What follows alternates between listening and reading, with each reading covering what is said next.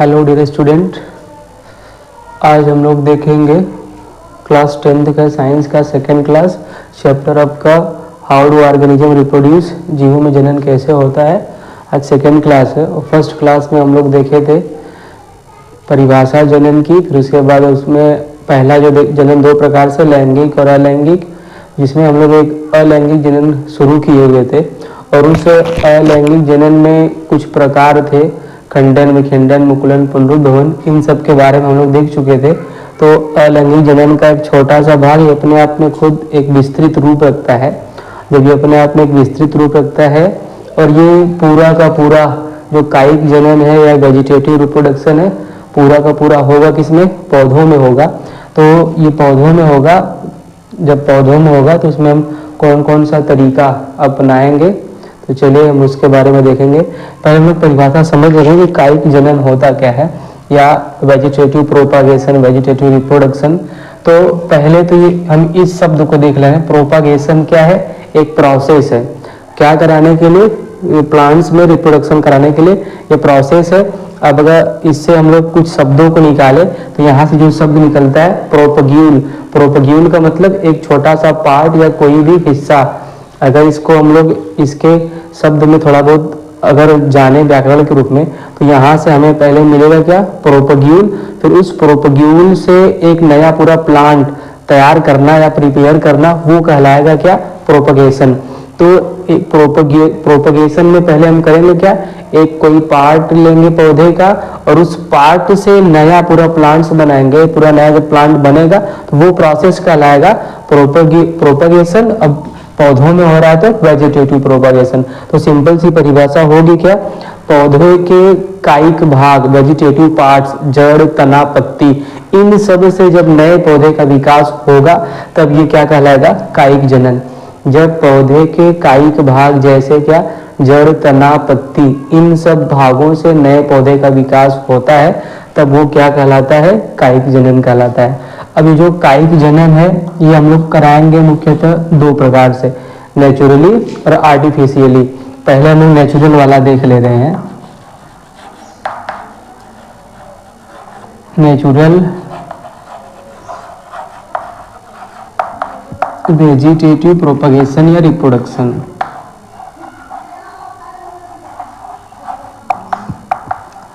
अभी जो आपका प्राकृतिक कायिक जनन है, प्राकृतिक कायिक जनन, कायिक जनन। और जब हम प्राकृतिक तरीके से कराएं तो मतलब इसमें हमें करना क्या है? बस उस पार्ट को कुछ ऐसे कंडीशन बनेंगे जिसमें उस पार्ट को हम रख देंगे, वो अपने आप धीरे धीरे तैयार होता रहता है। और कुछ ऐसे हैं जिसके साथ हमें थोड़ा बहुत काम करना है। तो अभी तो हम नेचुरल वाले में हैं। जब नेचुरल वाले में है तो इसके साथ हमें कुछ नहीं करना है, तो ये स्वतः तैयार हो जाएगा। और जब स्वतः तैयार होगा तो इसमें हम कौन कौन से पौधों को शामिल करेंगे, किसको किसको देखा जाएगा। तो चलिए, तो पहला हम लोग देख रहे हैं किसके द्वारा? जड़ के द्वारा। पहला प्राकृतिक जनन किसके द्वारा है? जड़ या मूल्स की सहायता से। पहला किसकी सहायता से? जड़ की सहायता से हम करा रहे हैं। और जब जड़ की सहायता से हम करा रहे हैं, जिसमें आपका एग्जाम्पल में रखा क्या जाएगा? गाजर, कन्ना, ये सभी लोग, गाजर, कन्ना, इसको हम लोग नाम दे, ये गाजर, कन्ना, मूली, ये ऐसे जितने भी फल हैं इन सब में कौन सा जनन होता है? प्राकृतिक जनन होता है। वो भी कौन सा? कायिक जनन का ही आपका एक उदाहरण रहेगा। दूसरा, जड़ के बाद हम शामिल कर लेते हैं किसको? तना को। अब ये जो तना है, स्टेम, अब इसमें हम करते क्या है? तना को अंदर, मिट्टी के अंदर रख देते हैं, फिर उससे कुछ नया हमें प्राप्त होता है। और नया क्या प्राप्त होगा? जो हम रखे हुए हैं उसकी संख्या हमें बढ़ के मिलेगी, या तो उसका आकार वगैरह थोड़ा सा बड़ा होकर मिलेगा, तो हम उसको स्टेम के रूप में रखेंगे। और जब उसको हम स्टेम के रूप में रख रहे हैं तो इसमें आपका है क्या? आलू, अदरक, आलू, अदरक, प्याज, लहसुन, प्याज, ये सब जितने भी हैं इन सब में आपका कौन सा जनन होता है? कायिक जनन। और कभी कभी क्वेश्चन बनता है कि जो आपका आलू या अदरक प्याज है ये पौधे का कौन सा भाग होता है, तो आप ध्यान रखेंगे ये कौन सा भाग रहेगा? तना रहेगा। गाजर, कन्ना वगैरह सब कौन सा आपका रहता है? जड़ रहता है। ये भी क्वेश्चन ऑब्जेक्टिव में बन जाता है। तो अब इसमें होता है जैसे आलू को या हम अदरक को लगा रहे हैं या कहीं रख रहे हैं, तो आलू में आप देखे होंगे कहीं कहीं स्क्रैप्स बना होता है। ऐसे कहीं कहीं आलू में ये छोटे छोटे गड्ढे बने होते हैं। अब इन्हीं छोटे छोटे गड्ढों को अगर हम काट के लगा दें, ये जो छोटा छोटा गड्ढा है, इसी गड्ढे में से एक नई संरचना निकलती है। तो वही जो नया संरचना निकल रहा है तो वहां से एक नए पौधे का विकास कर रहा है। जब नए पौधे का विकास कर रहा है, जब नए पौधे का विकास कर रहा है तो यहाँ से एक पूरा नया पौधा बनाएगा। जब एक नया पौधा बनाएगा तब ये हम कौन सा जनन कहलाएंगे? कौन सा नाम देंगे इसका?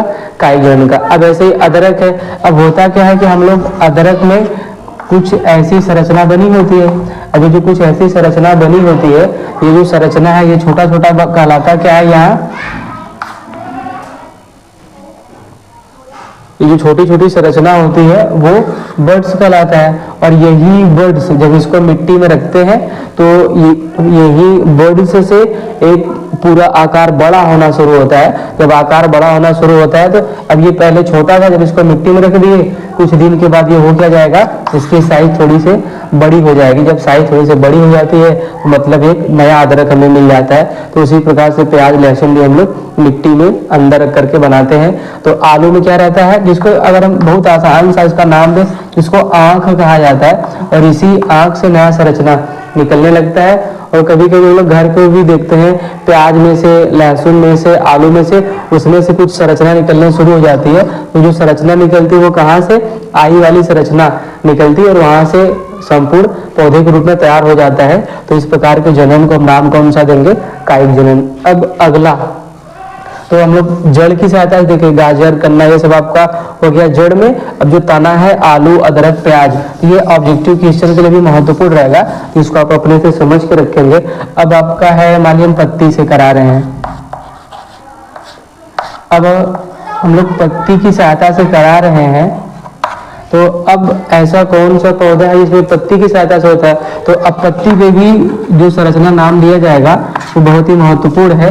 पर होता क्या है पत्ती पे? छोटे छोटे बर्ड्स पत्ती के मार्जिन पे, जैसे कोई भी आपका पत्ती हो गया, अब उस पत्ती के मार्जिन, मार्जिन का मतलब किनारे पे छोटे छोटे बर्ड्स लगे होते हैं। अब यही जो छोटा छोटा बर्ड्स लगा हुआ है, इसी बर्ड्स से नई संरचना निकलेगी।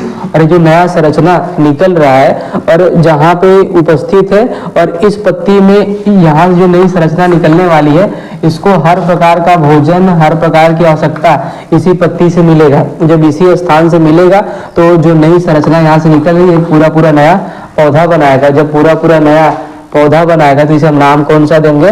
नेचुरल वेजिटेटिव रिप्रोडक्शन या कायिक जनन का। अब इसका जो एक अच्छा सा एग्जाम्पल है, पहला आपका ब्रायोफिलम। ब्रायोफिलम,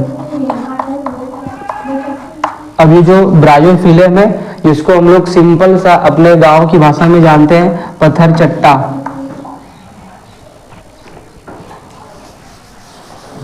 ब्रायोफिलम जिसको हम लोग अपने नॉर्मली भाषा में पत्थर चट्टा, जिसको एक रोग स्टोन के रूप में लोग जिसको हुआ रहता है तो उसकी पत्ती का उपयोग करते हैं, जिससे उनको राहत मिलती है, थोड़ा बहुत आराम मिलता है। तो ये आपका जो ब्रायोफिलम है या पत्थर चट्टा है ये हो गया। दूसरा आपका कैलेंचो, दूसरा आपका एग्जाम्पल है कैलेंचो।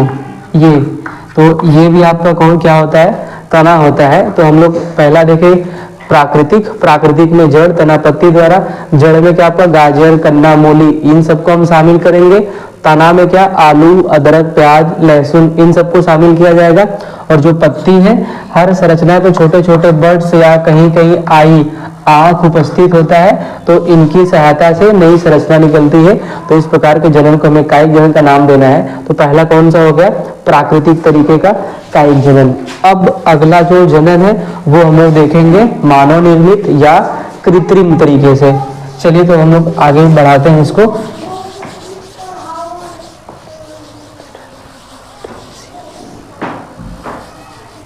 चलिए अब हम अगला देखेंगे आर्टिफिशियल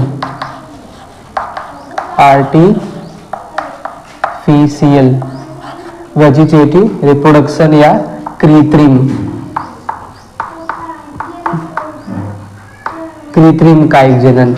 अभी जो कृत्रिम कायिक जनन है या आर्टिफिशियल वेजिटेटिव प्रोपागेशन है, इसमें मानव को शामिल किया जाएगा। बस नेचुरल में क्या था, उसमें अदरक को मिट्टी उट्टी में रख दिए या कभी कभी घर में रखने के बाद हो जाता है अपने आप में, नई शाखा नए ब्रांच वहां से निकलने लगते हैं, तना नए नए प्ररोह आने लगते हैं। तो अब इसमें क्या है कि इसमें हमें कुछ काम करना होता है। जब कुछ काम करेंगे तब जाकर के ये हमें कृत्रिम के रूप में मिलता है देखने के लिए। तो चलिए, तो अब जो कृत्रिम तरीके से हम लोग करा रहे हैं, एक एक विधि हम लोग देखेंगे। पहली विधि आपकी है कृत्रिम में कटिंग।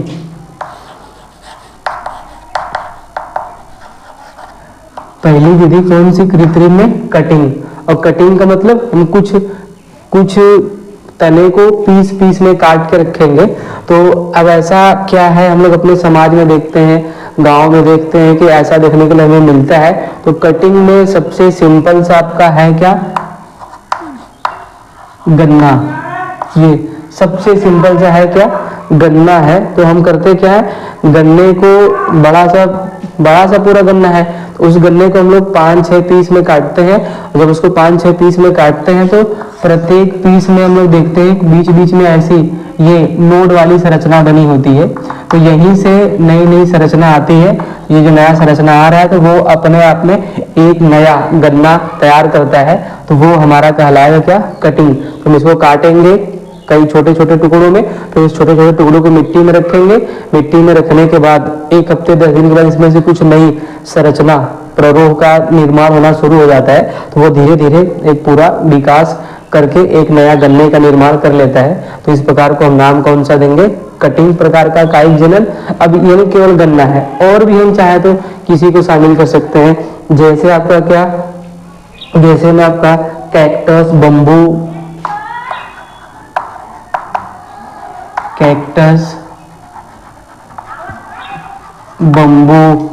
और आपका है गुलाब या रोज। तो इन सबको भी हम इसमें शामिल कर सकते हैं। तो जब हम इसको काट के लगा देंगे वो हमें नया पूरा एक पौधा बना के देगा। तो ये आपका पहला हो गया क्या? कटिंग। अब दूसरा आपका है ग्राफ्टिंग। दूसरा है आपका ग्राफ्टिंग। और ये जो ग्राफ्टिंग वाला है, इसमें जो आपका, इसको हम लोग नाम देंगे हिंदी में ग्राफ्टिंग, पैबंद लगाना। पैबंद लगाना। अभी जो पैबंद लगाना है ये होगा क्या, इसमें हम 2 पौधा लेंगे, जिसमें से एक कम अच्छी नस्ल वाला रहेगा और एक ज्यादा अच्छी नस्ल वाला रहेगा। मतलब कुछ नई क्वालिटी का हमें लेना है या एक साथ 2 फल लेने हैं, तब हम लोग इस विधि का ग्राफ्टिंग का उपयोग करते हैं, पैबंद लगाने का।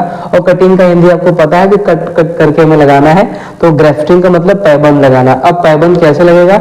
अब होगा क्या, हम कोई 2 पौधा लेंगे, और जब भी हम 2 पौधा लेंगे जिसकी फैमिली वगैरह सब सेम हो,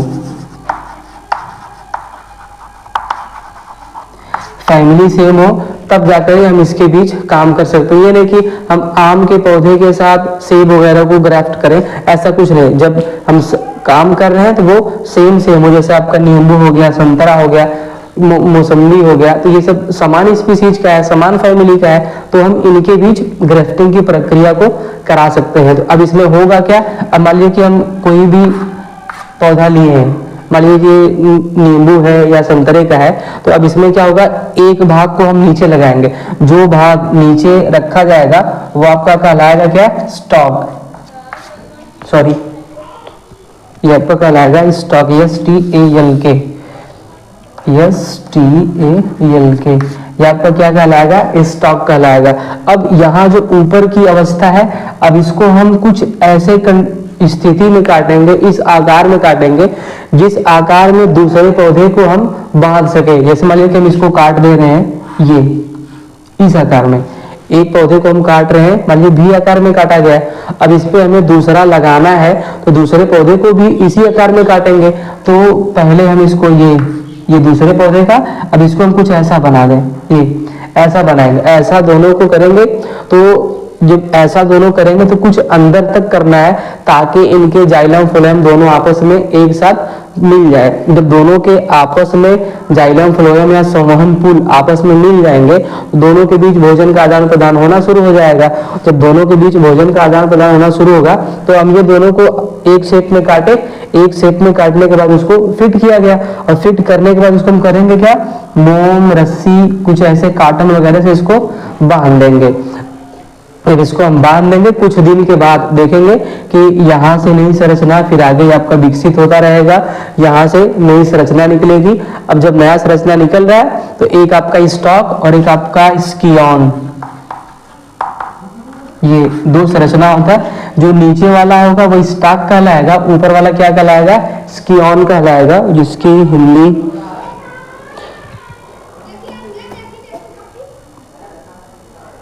STOCK, सॉरी ये स्पेलिंग गलत हो गया है, STOCK स्टॉक, ये पहला। दूसरा आपका स्कियॉन, स्टॉक का हिंदी है स्कंद, ये स्कंद है नीचे वाला, और ऊपर वाले को हम कलम के रूप में जानते हैं, स्कियॉन या कलम। ये यहाँ से अब हम जब इसको अलग अलग शेप में, समान शेप में काट कर उसको फिट करेंगे तो आपस में जाके बैठेगा। जैसे ये फिंगर है, अगर इसको हम लोग ऐसे ही करें तो ये जाके हम फिट हो जा रहा है, तो ऐसे ही यहाँ भी आकर के फिट होगा। तो उसको हम क्या करेंगे, रस्सी से मोम की सहायता से इसको बांधेंगे। जब इसको मोम की सहायता से बांधेंगे तो कुछ दिन के बाद यहाँ से नई संरचना निकलेगी, तो ये आपका नया पौधा विकास करेगा। तो इसमें होता क्या कि हम एक से अधिक फल या एक से अधिक पौधों को एक साथ तैयार कर सकते हैं, लेकिन जिसकी फैमिली क्या हो, सेम हो। ये नहीं कि हम डिफरेंट स्पीसीज, डिफरेंट फैमिली के साथ काम करें, तो ये नहीं हो पाएगा। तो ये आपका रखा जाएगा किसके साथ, पैबंद लगाने वाले में, जिसको हम लोग नाम क्या देंगे, ग्राफ्टिंग। अभी जो आपका ग्राफ्टिंग है इसमें आपका एप्पल, लेमन, मैंगो, लेकिन समान स्पीसीज का रहेगा। एप्पल, लेमन, मैंगो, बस आपको ये ध्यान देना है, ऑरेंज समान स्पीसीज रहे। जिसका भी हम कराएंगे समान स्पीसीज का, समान फैमिली का हो, तब तो काम हो पाएगा। अब ये नहीं कि हम मैंगो को लेमन के साथ करें तो ये पॉसिबल नहीं। जैसे नींबू, संतरा, ये समान फैमिली के लोग हैं, समान भी इनके साथ हम करा सकते हैं, बस ये आपको ध्यान देना है। अगर अच्छी क्वालिटी का चाहिए तो वहाँ भी है, जैसे अब ये मैंगो है कुछ अलग क्वालिटी का है, दूसरा जैसे कई लंगड़ा होता है, दशहरा होता है, तो ऐसी क्वालिटी में हम सामान को लगा करके काम करा सकते हैं। तो ये आपको हो जाएगा ग्राफ्टिंग। तो पहला कटिंग, गन्ना, कैक्टस, बम्बू, रोज, इन सबको हम काट के लगाते हैं, वो नया हमें देता है। दूसरा ग्राफ्टिंग, जिसको पैबंद लगाना, जिसमें दो शाखा को काटेंगे किसी भी शेप में, जिसमें दोनों शाखा आपस में फिट हो जाए। फिट होने के बाद नीचे वाला स्टॉक कहलाएगा, ऊपर वाला स्कियॉन कहलाएगा। दोनों को आपस में रख के बांध देंगे, मोम की सहायता से चिपका करके बांध देंगे। फिर कुछ दिन के बाद यहाँ से नई संरचना निकलेगी, वो ऊपर आपका वृद्धि करता रहेगा, तो दोनों के संवहन पुल आपस में मिल जाएंगे, भोजन आदान प्रदान होता रहेगा। तो ये आपका हो गया ग्राफ्टिंग। अब अगला आपका है लेयरिंग, तीसरा लेयर का मतलब क्या होता है, परतदार। अब ये जो परतनुमा है, इसको करने के लिए हम करेंगे क्या, पहले तो हम इसमें ऐसे पौधों का उपयोग करेंगे जिसकी शाखा बहुत ही नर्म, बहुत ही कोमल होता है। अब इसमें हमें करना क्या है, जैसे ये कोई भी आपका नया पौधा है, अब इसमें होगा क्या, इस शाखा को हम, ये कुछ शाखा निकली हुई है, अब ये शाखा निकला हुआ है, इस शाखा को हम खींच करके इससे थोड़ा सा दूर लेके जाएंगे। इसको हम यहाँ से खींच करके दूर लेके जाएंगे। जब इसको हम दूर लेके जाएंगे तो थोड़ी सी बड़ी रहती है, चलिए इसको थोड़ा सा हम बड़ा करके दिखा लेते हैं। मान लीजिए ये इतनी बड़ी शाखा है, अभी शाखा को हम खींच रहे हैं, खींच के इसको हम इसके मेन शाखा से थोड़ा से, यहाँ से नहीं, बस इसको थोड़ा सा हमें अलग खींचना है। इसको हम अलग खींच के थोड़ा सा इसको मिट्टी मिला दें। अब ये मान लीजिए आ गया मिट्टी के लेवल में आ गया। जब ये मिट्टी के लेवल में आ गया तो अब यहाँ से तो लगा हुआ ही है, अभी जब मिट्टी में आ गया है तो आधा इसको मिट्टी के बाहर कर दिया जाए। जब इसको हम आधा मिट्टी के बाहर कर देंगे, अब जो भाग मिट्टी के अंदर है कुछ थोड़ा से मिट्टी के बाहर है, अभी जो अंदर है यहाँ से धीरे धीरे ये मूलनुमा संरचना बनना शुरू हो जाएगा। जब मूलनुमा संरचना बनना शुरू हो जाएगा तो ये आस पड़ोस की मिट्टी से जल वगैरह अवशोषित करेगा।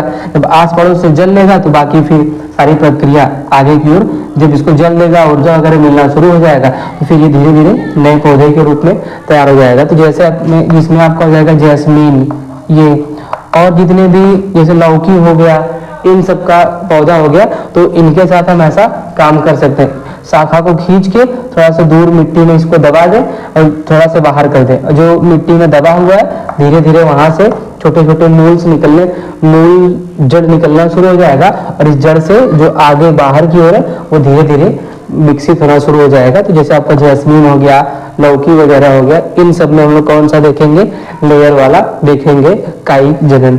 और जो लास्ट आपका बचा हुआ है बहुत ही महत्वपूर्ण है, ये 1 नंबर में कभी कभी मिल जाता है, कभी कभी मैक्सिमम मिल जाता है, वो आपका है, चलिए इसको हटा दिया जा रहा है। तो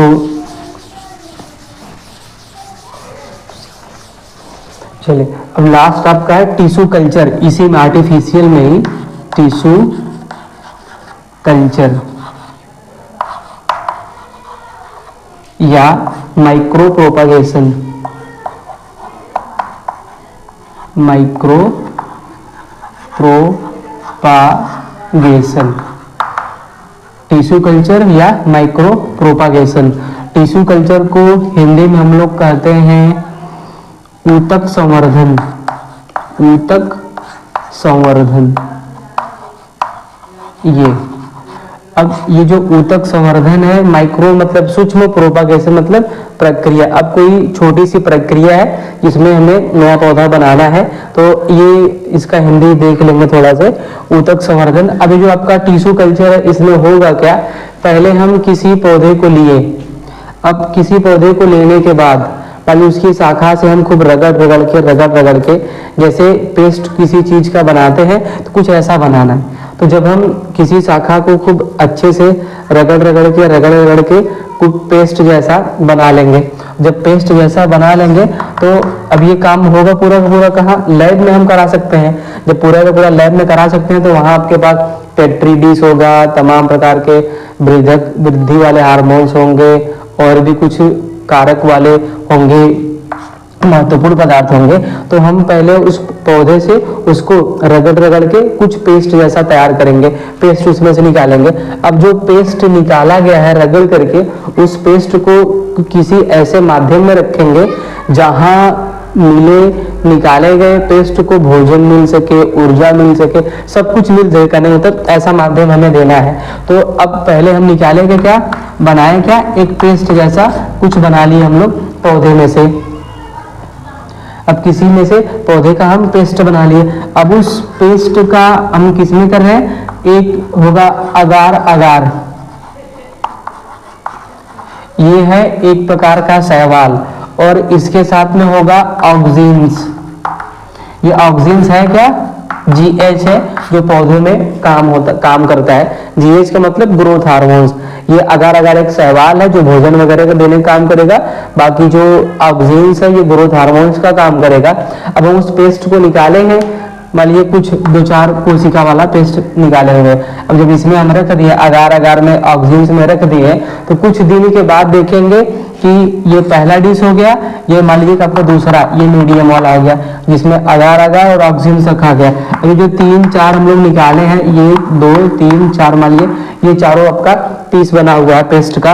अब ये चारों धीरे धीरे क्या होंगे, बड़े होकर के कुछ कोशिकाओं का समूह बनाएगा, और जब बड़ा होकर के कुछ कोशिकाओं का समूह बनाएगा, इस कोशिकाओं के समूह को हम लोग नाम क्या देते हैं, कैलस। जो पेस्ट निकाला गया, पेस्ट को किसी मीडियम में रखा गया, मीडियम में कुछ दिन के बाद कोशिकाओं का समूह बनाया, वो कोशिकाओं का समूह कहलाएगा क्या? कैलस। अभी जो कैलस बना हुआ है इसको हम अलग फिर दूसरे पेट्री डिश में रखेंगे। जिसको हम अलग पेट्री डिश में रखेंगे तो इस पेट्री डिश में जो कैलस रखा गया है अलग में, ये कुछ दिन के बाद हमें विकसित हो अंकुरित होता हुआ दिखाई देगा। कुछ दिन के बाद अंकुरित होता हुआ दिखाई देगा। अभी जब अंकुरित हो जाएगा, पूरा एक पौधे के रूप में हमें दिखाई देना शुरू हो जाएगा, तो फिर कुछ दिन के बाद जब थोड़ा सा ये मजबूत हो जाए तो इसे हम ले जा करके कहीं अपना रोपण कर देंगे। तो ये इस प्रकार से हम नया पौधा तैयार कर लेते हैं। तो इस प्रकार से ऊतक संवर्धन ये प्रक्रिया हो जाती है। ऊतक संवर्धन 1 नंबर का 2 नंबर का बहुत ही महत्वपूर्ण क्वेश्चन है, इसको आप ध्यान रखेंगे। पहले होगा क्या, किसी कोशिका को रगड़ रगड़ के कुछ पेस्ट निकालेंगे। पेस्ट को किस में रखा जाएगा? अगार अगार और ऑक्सीजन के मीडियम में रखा जाएगा। इस मीडियम में इसे भोजन वगैरह सब कुछ मिलेगा। फिर ये कुछ कोशिकाओं का समूह बनाएगा और वो कोशिकाओं का समूह कहलाएगा क्या? कैलस कहलाता है। और ये कैलस अलग पेट्री डिश में रखेंगे, अलग पेट्री डिश में रखेंगे तो ये अंकुरित के जैसा दिखेगा। कुछ दिन के बाद जब थोड़ा मजबूत हो जाए तब इसे हम ला करके मिट्टी में अलग अलग लगा लेंगे। तो यही हमारा कहलाता क्या है? ऊतक संवर्धन कहलाता है। तो ये है आपका कायिक जनन नेचुरली और आर्टिफिशियली। तो अब इसके बाद हम लोग देखेंगे कायिक जनन और अलैंगिक जनन के लाभ और हानियां। तो ये आप इसको देख के रखेंगे। तो ये उम्मीद करते हैं कि क्लास आपको अच्छा लगा होगा। अगर क्लास अच्छी लगे तो चैनल पे अगर नए हैं तो जरूर से जरूर सब्सक्राइब करें और अपने दोस्तों तक भी शेयर करें, ताकि सब तक ये जो क्लास लिया जा रहा है सब तक पहुंच सके। और ज़्यादा से ज़्यादा लाइक करें और कमेंट्स करें, कमेंट्स में अपनी राय दें कि कैसे और भी कुछ सुधार करना है। तो हम कोशिश करेंगे कि हम लोगों के अंदर या पढ़ाने में जो लिखने में फिगर विगर में जो कमियां हो रही उसको सुधारने का प्रयास किया जाए। तो आप कुछ अपनी राय जरूर कमेंट्स में देंगे। तो अब नेक्स्ट क्लास रखी जाएगी कायिक जनन के लाभ हानि, अलैंगिक जनन के लाभ हानि। तो इसको हम यहाँ तक रख रहे हैं। Thank you.